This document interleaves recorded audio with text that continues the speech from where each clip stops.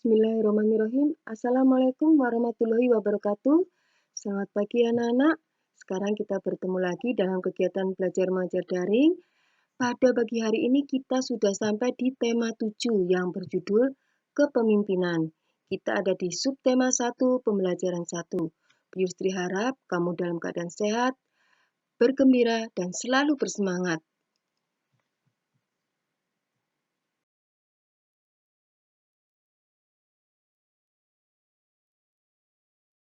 Seperti biasa, sebelum kita mulai pelajaran pada hari ini, mari kita biasakan untuk selalu berdoa bersama, membaca Pancasila, dan menyanyikan lagu Indonesia Raya. Nah, sekarang mari kita berdoa bersama sesuai agama dan keyakinanmu masing-masing. Berdoa dipersilakan. Berdoa selesai.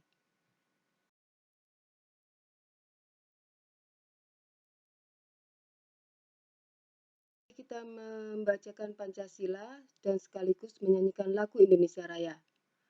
Pancasila. 1. Ketuhanan yang Maha Esa. 2. Kemanusiaan yang adil dan beradab. 3. Persatuan Indonesia. 4. Kerakyatan yang dipimpin oleh hikmat, kebijaksanaan dalam permusyawaratan perwakilan. 5. Keadilan sosial bagi seluruh rakyat Indonesia.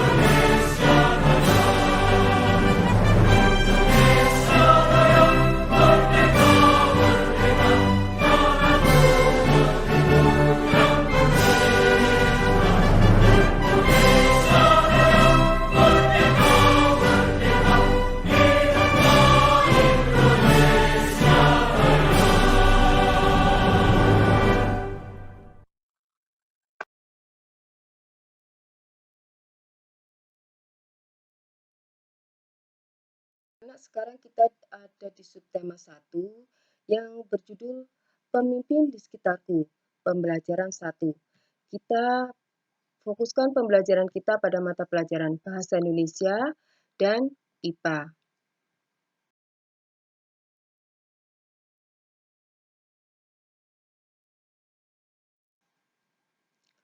Sekarang kita ada pada pelajaran Bahasa Indonesia dengan KD 3.1 menggali isi teks pidato yang didengar dan dibaca, dan 4.3 menyampaikan pidato hasil karya pribadi dengan menggunakan kosakata baku dan kalimat efektif sebagai bentuk ungkapan diri. Nah, tujuan pembelajaran pada hari ini untuk Bahasa Indonesia yaitu 1. Melalui kegiatan mengamati dan berdiskusi, siswa mampu menyebutkan pembicara dan pendengar pidato dengan benar.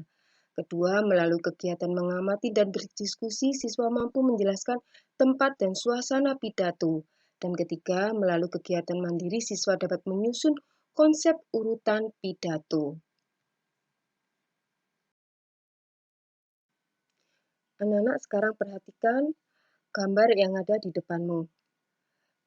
Gambar sedang apakah itu? Nah, mari kita tuang pada pertanyaan yang ada di slide selanjutnya. Pada gambar tadi akan muncul pertanyaan, yaitu 1. Menurutmu kegiatan apa yang ditujukan pada gambar tadi, gambar di atas, yaitu rapat atau musyawarah. Pertanyaan kedua, apakah kamu pernah menyaksikan rapat RT di lingkunganmu? Coba ceritakan. Tentu pernah ya di kampungmu, yaitu rapat tentang misalnya tentang cara menanggulangi sampah atau tentang kegiatan kerja bakti dan lain sebagainya. Lalu pertanyaan ketiga, apa yang harus dilakukan oleh seorang pemimpin? Maka jawabannya, seorang pemimpin harus bisa mengkoordinir anggota-anggotanya. Pertanyaan keempat, menurutmu kemampuan apa yang harus dimiliki oleh seorang pemimpin? Maka jawabannya, seorang pemimpin harus bisa berbicara di depan publik. Pertanyaan kelima, apakah kamu ingin menjadi pemimpin? Coba ceritakan. Ya tentu saja ingin ya, karena menjadi pemimpin bisa meningkatkan kemampuan diri, dapat bermanfaat bagi orang banyak. Nah, sekarang mari kita membaca bersama bacaan yang ada di bukumu. Judulnya Ibu RT Sang Pemersatu. Kampung Sehat Melati menjadi kampung percontohan. Kampung ini sering dikunjungi masyarakat dari berbagai penjuru. Lingkungan yang bersih, warga yang sehat, dan warga yang kreatif sering diliput berbagai media untuk dijadikan panutan masyarakat. Tidak seperti lazimnya pemukiman lain. Warga Kampung Sehat Melati mendaulatkan seorang ibu sebagai ketua RT. Ia adalah Ibu Erika, seorang guru sekolah dasar yang ramah, bersahaja, dan juga berwibawa. Bagi warga, Ibu Erika adalah pengayom yang selalu dapat mereka datangi untuk mencari solusi berbagai masalah. Ibu Erika menyadari bahwa kehidupan bermasyarakat kadang menimbulkan perselisihan. Perselisihan karena adanya perbedaan nilai-nilai antar anggota masyarakat. Oleh karena itu, Ibu Erika berinisiatif untuk memperbanyak kegiatan yang melibatkan seluruh warga. Senam sehat bersama misalnya, bukan sekedar ingin mewujudkan masyarakat sehat, tapi juga bertujuan mempererat hubungan antar warga. Setelah senam, warga berkumpul di lapangan. Mereka membawa makanan kecil untuk dinikmati bersama sambil bertukar cerita.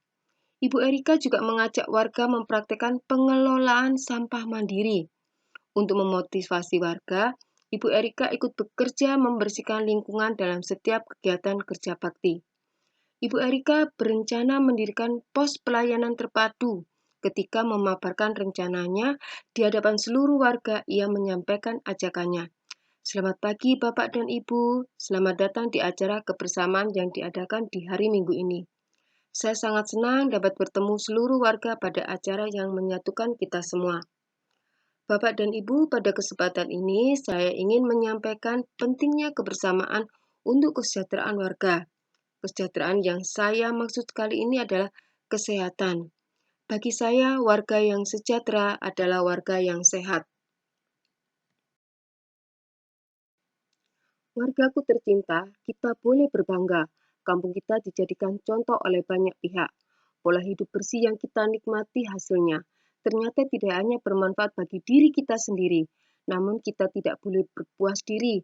Masih banyak hal yang harus kita kembangkan bersama untuk menjadi lebih baik, lebih sehat, dan lebih sejahtera.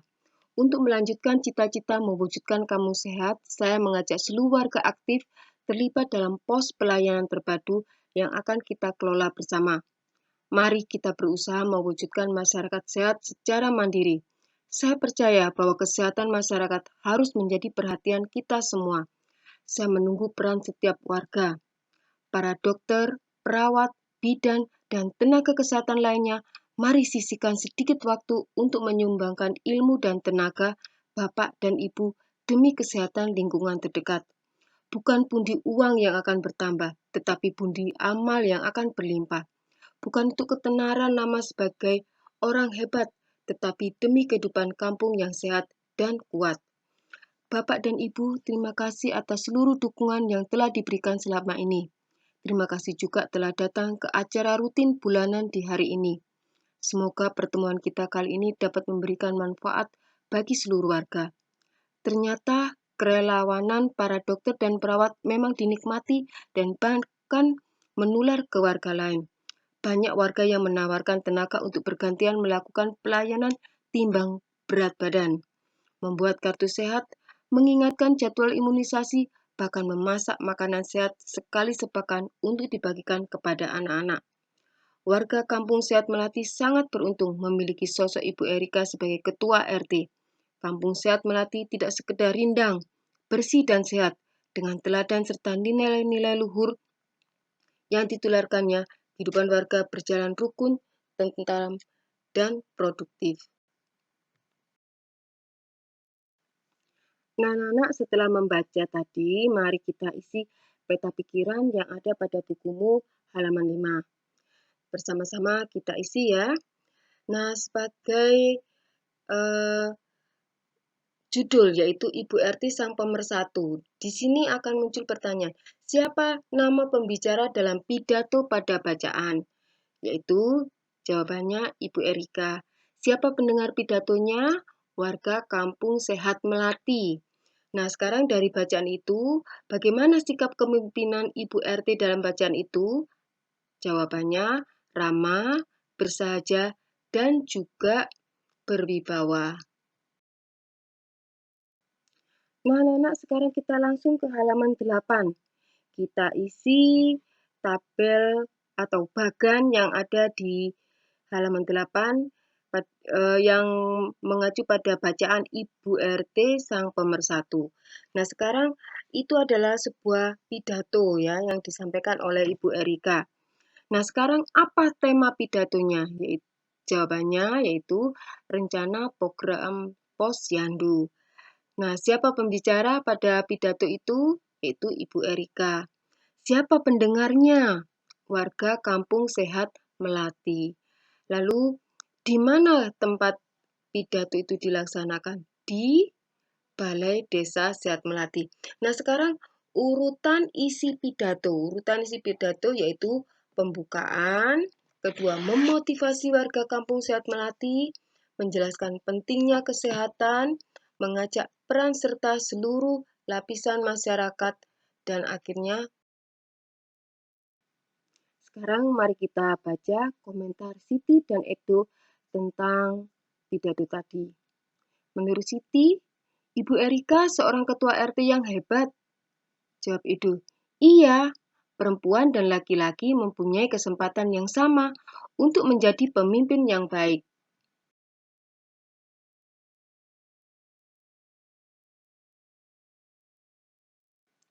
Anak-anak, sekarang kita sudah sampai pada pelajaran IPA. Nah, sekarang KD apa yang kita pelajari pada mata pelajaran IPA yaitu 3.2 menghubungkan ciri pubertas pada laki-laki dan perempuan dengan kesehatan reproduksi.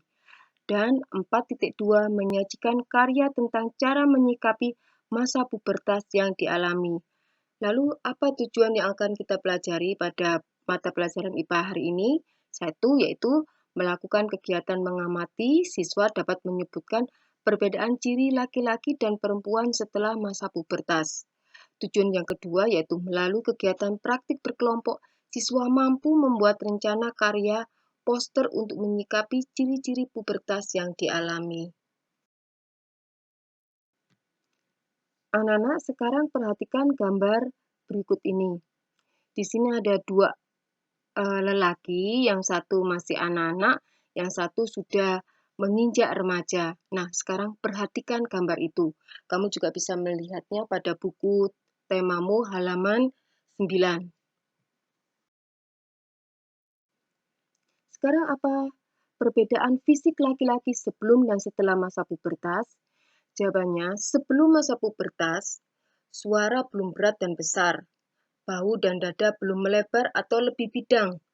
Belum tumbuh jakun pada leher, belum tumbuh kumis, jambang, dan jenggot, belum tumbuh rambut pada ketiak dan alat kelamin. Ini pada ciri anak laki-laki, ciri fisik anak-anak laki ya. Kemudian pada masa pubertas pada laki-laki yaitu suara sudah lebih berat dan besar, bahu dan dada sudah melebar atau lebih bidang, Sudah tumbuh jakun pada lehernya, sudah tumbuh kumis, jambang, dan jenggot. Sudah tumbuh rambut pada ketiak dan alat kelaminnya. Nah, sekarang dari perubahan fisik selama masa pubertas, kemungkinan akan mempengaruhi kegiatanmu sehari-hari. Mungkin kamu akan merasa sedikit ketidaknyamanan. Nah, cara menyikapi masa pubertas yang akan kamu alami yaitu 1. Menjaga kebersihan tubuh. Dalam masa pubertas, aktivitas kelenjar minyak dan kelenjar keringat meningkat. Akibatnya, wajah mudah berjerawat dan tubuh berbau kurang sedap. Mandilah 2 kali sehari dan kenakan pakaian yang mudah menyerap keringat. Apabila keringatmu berlebih, bersihkan tubuhmu dan gantilah pakaianmu. Pakaian yang lembab oleh keringat menjadi sarang kuman.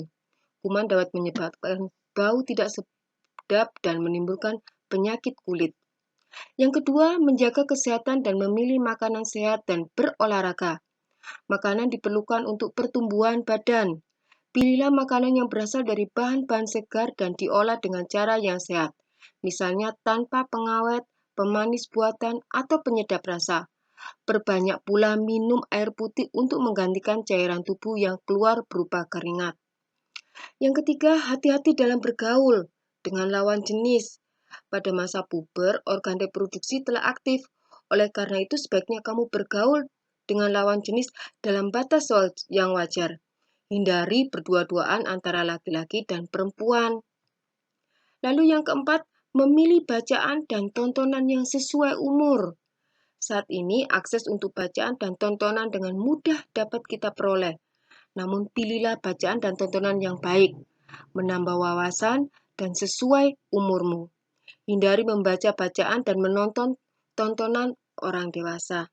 Dan yang kelima, yang terakhir dari bukumu, rajin beribadah sesuai agama masing-masing. Dengan rajin beribadah, kita mendekatkan diri kepada Tuhan. Kita akan mematuhi aturan-aturan agama untuk berperilaku dan berbuat sesuai tuntunan agama. Anak-anak, selanjutnya pada halaman 11 ada tugas membuat rencana karya. Rencana karya di sini yaitu membuat poster atau buklet sederhana yang temanya tentang pubertas, masa pubertas. Bagaimana cara kamu menyikapi masa pubertas? Di situ jenis karyanya apa? Apakah berupa poster atau buklet, dan bahannya serta alat-alatnya kamu sebutkan di situ. Lalu isi dalam karya itu sebutkan apa kalimat yang kamu tuliskan pada buklet atau postermu. Nah, anak-anak, di ujung pelajaran hari ini kita akan mengetahui pengetahuan apa yang kamu pelajari hari ini, yaitu tentang pidato dan cara mengatasi masa pubertas.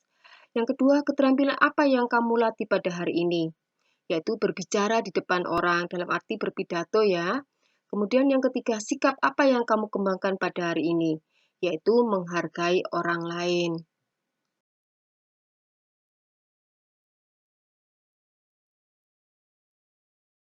Sebelum mengakhiri pelajaran pada hari ini, mari kita tutup pelajaran ini dengan berdoa supaya kita mendapatkan manfaat dari apa yang telah kita pelajari. Berdoa dipersilakan. Berdoa selesai. Nah, anak-anak, ucapkan sekian dan terima kasih. Wassalamualaikum warahmatullahi wabarakatuh.